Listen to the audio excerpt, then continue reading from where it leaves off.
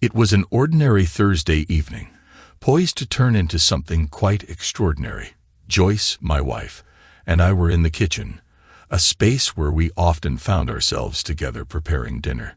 She was delicately mincing an onion while I busied myself slicing cheese and dicing ham for our omelets when she uttered words that halted my hands mid-task.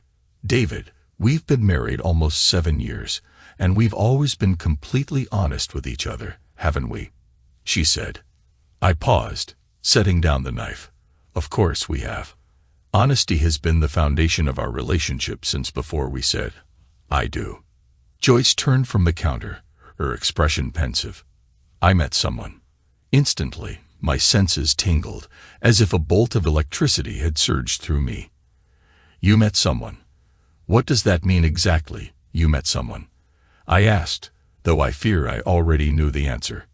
"A guy at work. A really nice guy.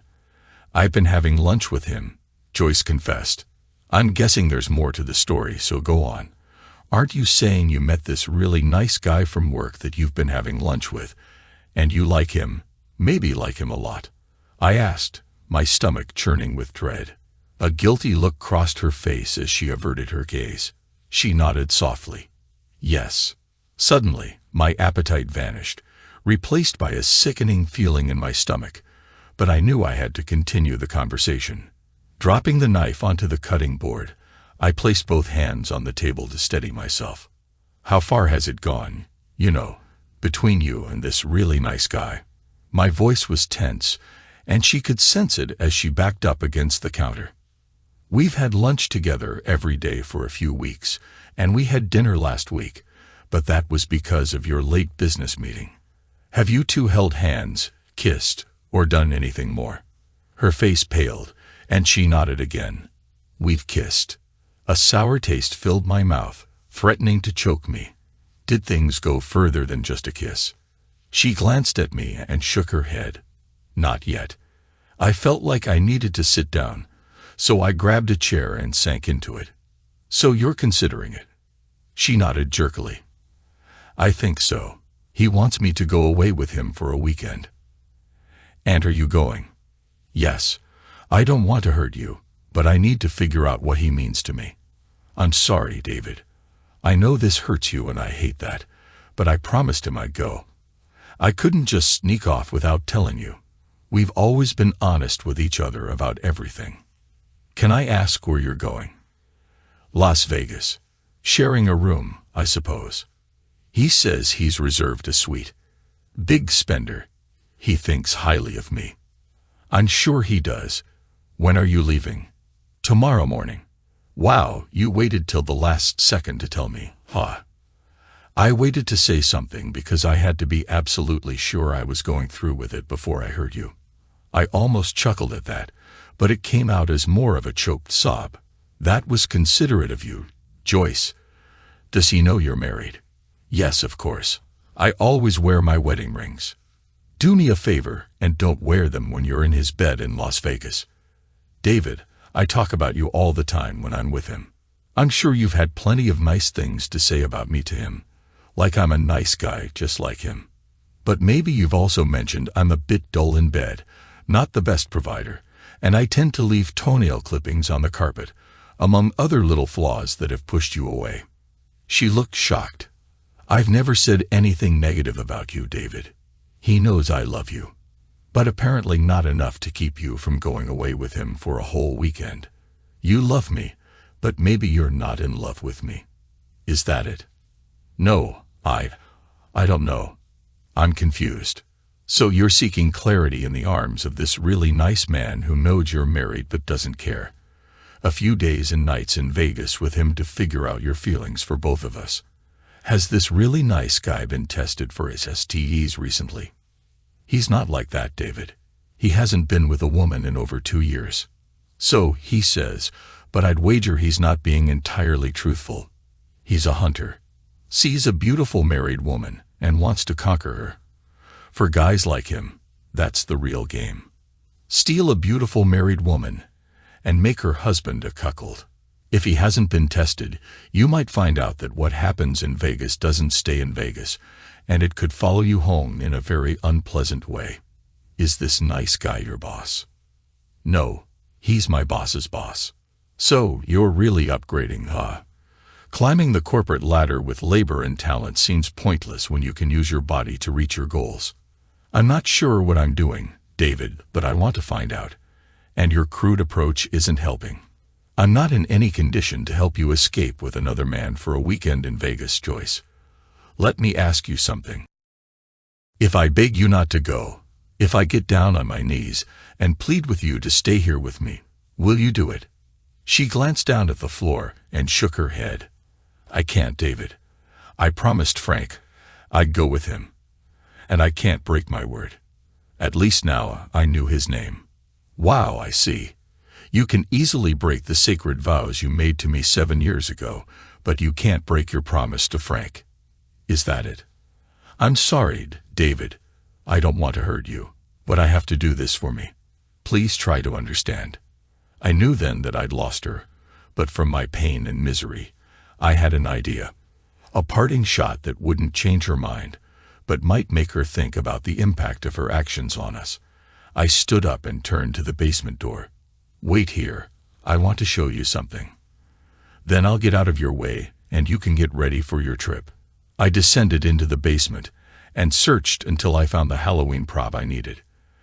After that, I opened our wall safe, took out a piece of paper, grabbed a hammer and some nails, and carried everything back up to the kitchen. Joyce gave me a bewildered look when she saw me hauling a small wooden coffin we typically use for Halloween decorations up the stairs. What's going on? She asked. Just bear with me for a moment. We've been together for so long, and before it all ends, I want to show you something. I said, placing the 3-foot wooden coffin on the kitchen table. I moved the sandwich fixings I'd been using onto the floor. This is a coffin. Well, it's a cheap Halloween prop, but still, it's a coffin. Here's the lid, and here's a hammer and some nails. Her expression turned uneasy as I showed her the hammer. And this, I said, holding up the paper I retrieved from the wall safe, is our marriage license. I opened the lid of the coffin, placed our wedding license inside, and closed it. David, what in the world are you doing? Put our marriage license back where you found it, Joyce said, her voice rising in alarm. Why, Joyce? It doesn't hold any significance anymore. It belongs here, inside the coffin, ready for its burial. She started tearing up. What are you talking about, David? It's proof that we're married. Which won't be true anymore once you walk out that door to be with Frank tomorrow, I said. Now she was getting frantic. You don't know that, David. I don't know that. Ah, yes, Joyce, I'm well aware. Your choice is to run off with Frank. Mine, well, I choose divorce. Now let's just take a moment. Our marriage license, it's right where it belongs, inside this coffin. I grabbed a nail and positioned it on the coffin lid, driving it through with a resounding thud that made Joyce jump. That's the first nail, symbolizing all those lunches and dinners you enjoyed with Frank, I said, adding another nail to an adjacent corner. And here's the second, representing those passionate kisses you shared with him. Joyce's eyes widened, her mouth trembling as she watched. I drove the third nail into the penultimate corner. This nail represents your agreement to go away with Frank, the really nice guy, to Vegas for the weekend, I said, holding up the final nail and positioning it at the fourth and last corner of the coffin. With one firm hit, I began driving it into the wood. That's the fourth nail, Joyce. You've heard the expression, the final nail in the coffin. It seals things for eternity, solidifying the fate of whoever or whatever is inside. Our marriage is in that coffin, Joyce. When you leave for Las Vegas with Frank tomorrow morning, that last nail will seal it, ending our life together, irreconsolably and irrevocably. You can't mean that, David. You can't throw us away over one indiscretion. I'm not the one tossing our relationship away. Joyce, you are. I've loved you with every fiber of my being. You're the most beautiful, captivating woman I've ever known. And it's been an honor and joy to call you my wife for the past 7 years. No, I'm not the one ending things here. If I could, I'd climb into that coffin with our marriage certificate and be buried alongside it. And just to satisfy my curiosity, to plunge the knife deeper into my heart, let me ask, if I checked the luggage you're packing, would I find some lingerie and maybe a negligee you bought just for this occasion? Joyce didn't answer, tears silently streaming down her face, but her expression said it all. That's what I thought. I'm leaving now. I don't want to witness your final act of betrayal. I'll come back to collect what I need for the next couple of weeks after you've left with Frank. While you're in Vegas, though I suspect you'll be too occupied warming Frank's bed to think of anything else, you might want to consider what items in the house you'd like to keep. I won't be here when you return, but my lawyer will be in touch in the next week or two. I grabbed my jacket, walked out the door, got in my car, and drove away. I had just experienced the most harrowing evening of my life, and I felt dead, numb from the ears down. I had no idea where I was headed, and I didn't care. I just needed to escape. Knowing I couldn't stomach anything, I sought out a Motel 6 on the far side of town from the airport. I wanted to avoid the temptation of hanging around the departure area, curious about Frank, the seemingly nice guy. In the end, it didn't matter. He had won, or perhaps I had lost. My phone buzzed a few times, Joyce's name flashing on the caller ID, but I ignored it. I didn't want to hear her justifications for abandoning what I had always believed was a wonderful marriage. I slept fitfully, thoughts of them together plaguing my mind. How foolish I had been to think I could keep her forever. Early the next morning, I showered, put on the same clothes, and went to the nearest Denny's for coffee and toast, all I felt I could manage. Despite my efforts to push thoughts of Joyce aside, I found myself unable to escape them. I was trapped in a miserable vortex, imagining my wife, the woman I thought would always be by my side, holding hands with Frank on the plane, kissing him in the taxi, rushing through check-in to get to their room. I had heard descriptions of the pain of being cheated on, but I had never realized how completely debilitating it could be. At 8:30, I finally called my office to inform my assistant that I wouldn't be coming in. She asked if I was feeling unwell, and I replied affirmatively, adding that I hoped to be back to my usual self by Monday. After hanging up, I noticed a slew of missed calls from Joyce, along with a dozen text messages. I didn't delete them, nor did I bother to read them. The last message and call were from 7:45, so I assumed she'd given up trying to reach me when she left to be with Frank, the guy who'd stolen my wife.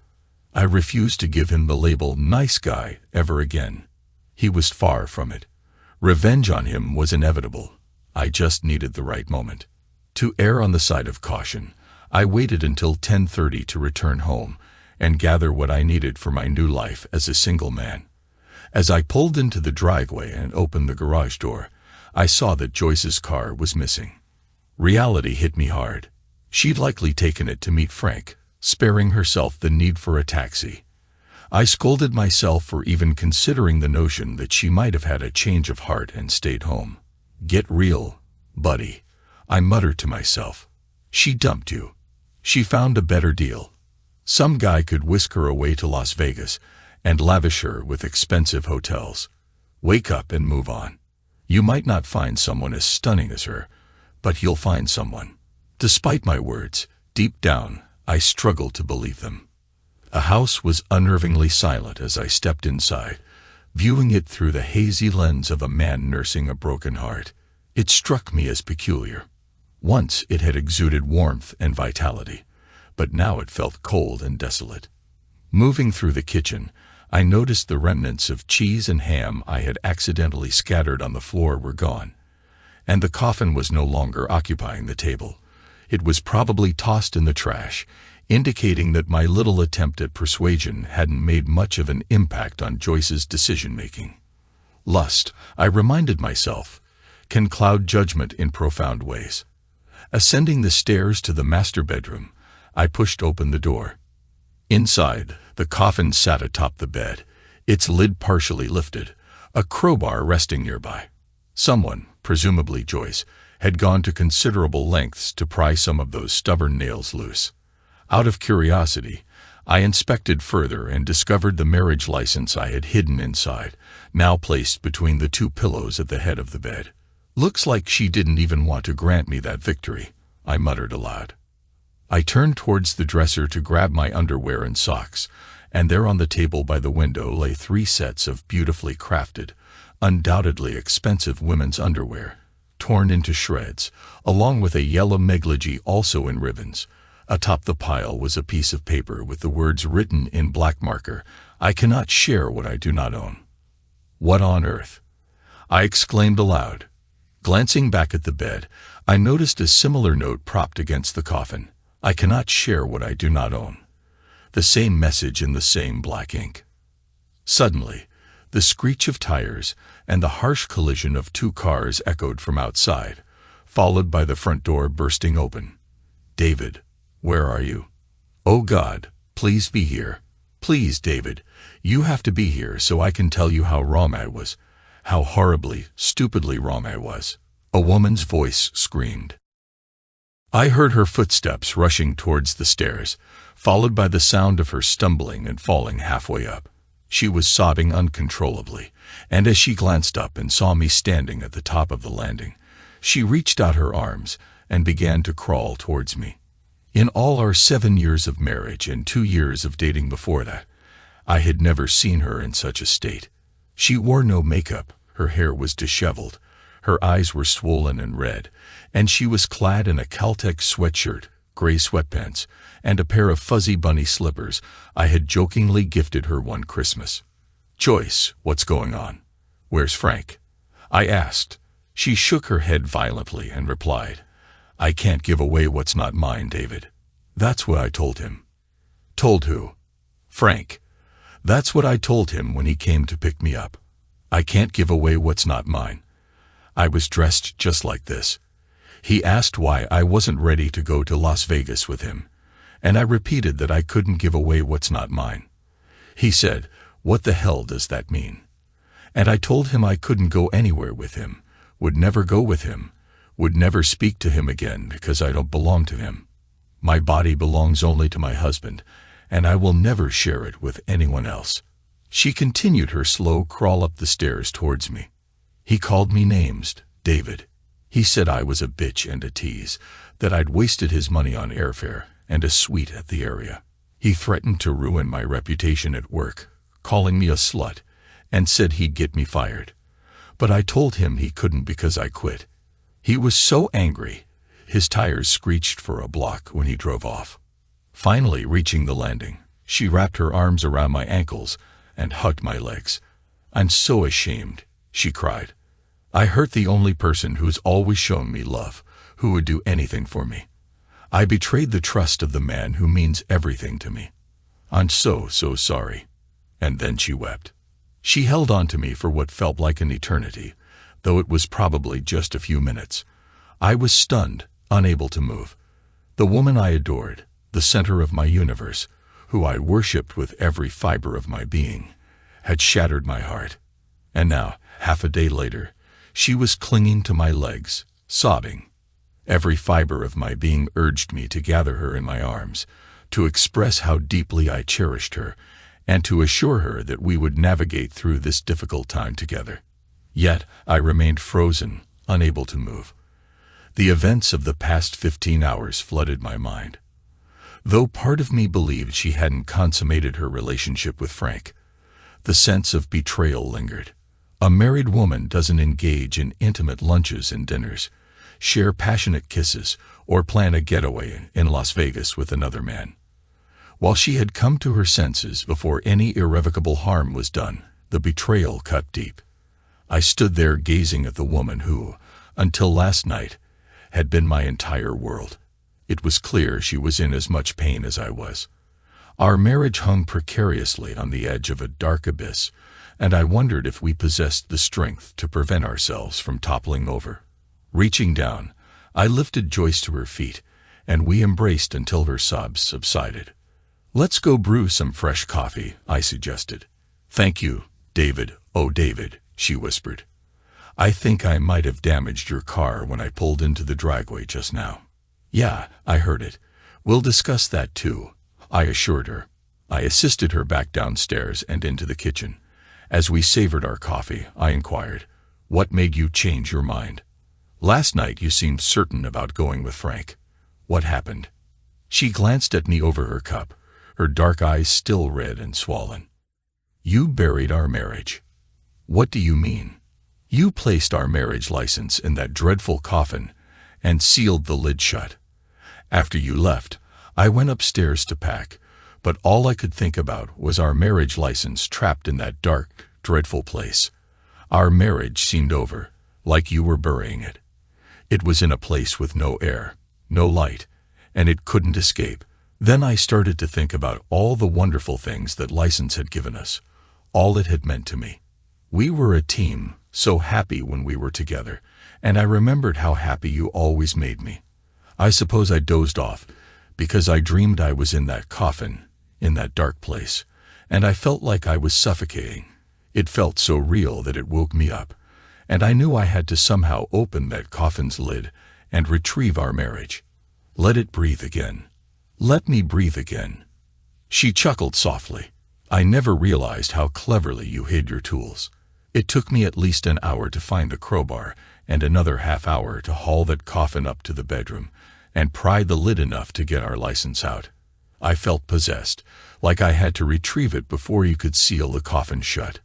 When did you decide not to go with Frank?" She giggled again, a sound that warmed my soul. "About 2 seconds after you left. I knew I could never go away with Frank or anyone else. I felt so foolish and ashamed. How could I treat the only man I've ever loved the way I treated you? I tried calling you over and over, but you wouldn't answer. Then I started texting, but that didn't work either.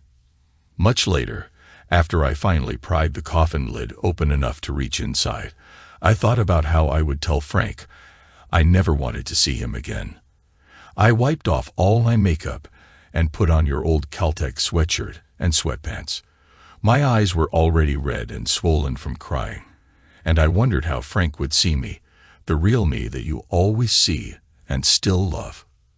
You're the most beautiful woman I've ever known, Joyce. Even now, you look perfect to me. And when I realized that, I knew I had to do everything in my power to win you back, to make you love me again. I hadn't packed much yet, but as I started to unpack, I saw the negligee, panties and bra sets I'd bought for the trip with Frank, and I broke down again. Suddenly, just the sight of them made me sick. They were the final expression of my betrayal, and I had to destroy them. So I took my scissors and ripped them all up. They cost a lot of money, but I couldn't bear to look at them.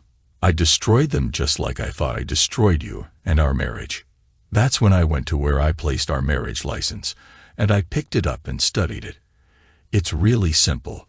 It says that Joyce Russell and David Campbell were united in holy matrimony on June 12, 2005, witnessed by my maid of honor and your best man. But as I looked at it, it all came back to me. We stood in front of all our family and friends and gave ourselves to each other. We vowed to be faithful to each other until death. And I cried again, realizing I could not share myself with anyone but you. I cannot share what I do not own. And that's what I told Frank when he came to pick me up. Thank you for sharing. You've given me a lot to ponder. Do you think we'll make it through this and be okay? I'm not sure, Joyce. I hope so, but right now, I'm unsure. You nearly broke me last night. I've never experienced pain like that before. I felt so betrayed, so alone, so helpless. Can you imagine knowing that the one person you love above all others, the one you've always trusted implicitly, is choosing someone else over you? Tears welled up in her eyes again. Oh, David, I'm so sorry. I was out of my mind. I'd do anything to make it right, even die, if that would help. Dying definitely wouldn't help. I want you alive and healthy, and more than anything, I want to trust you again. Fortunately, it won't be as difficult as it could be because, as you pointed out, we've always been honest with each other, even last night when you told me how you thought you felt. How I thought I felt, David. How you thought you felt. So, what now, Joyce? I'm not sure about you, but I didn't sleep well last night, and if it's all right with you, I'd like to have you with me in bed. I'm not sure. It might be too soon for that. We don't have to do anything, David. I just want to feel you next to me, where only you belong. Her dark eyes pleaded with me so earnestly that I couldn't resist.